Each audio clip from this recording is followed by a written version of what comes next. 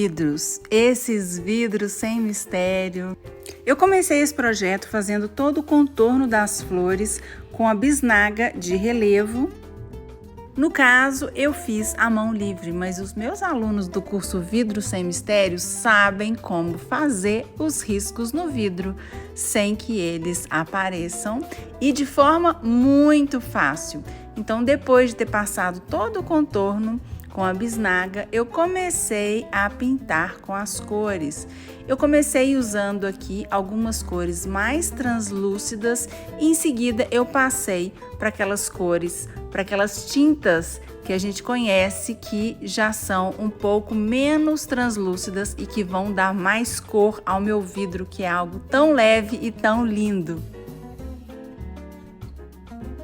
Essa pintura aqui vocês já sabem como fazer e eu fui sobrepondo tons, sobrepondo as cores, de forma que a minha bandeja ficasse bem matizada. Quanto mais cores a gente coloca, mais linda fica a nossa bandeja. Aqui no caso das folhas, eu preferi usar somente o contorno e as partes dos veios das folhas mais escuros, mas as folhas em si eu preferi fazê-las mais claras porque já estava tudo assim com um tom suave. Eu achei que se eu colocasse um verde muito escuro ia ficar colorido demais.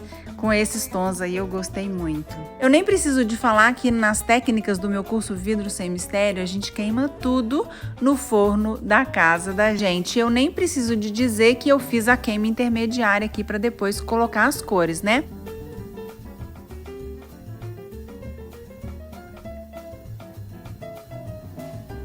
E no final, só para que tivesse um acabamento aqui, aquele tipo que eu gosto bem e vocês sabem, eu coloquei um carimbo aqui da minha coleção com a Carimbe Crie.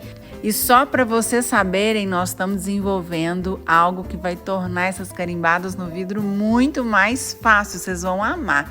E aí a minha bandeja ficou pronta.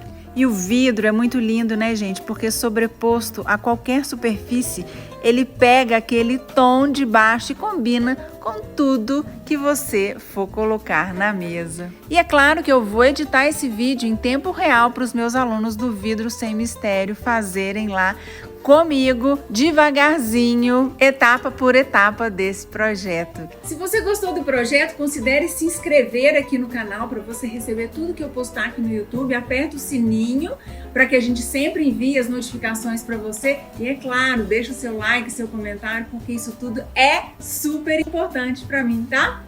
Beijo, obrigada!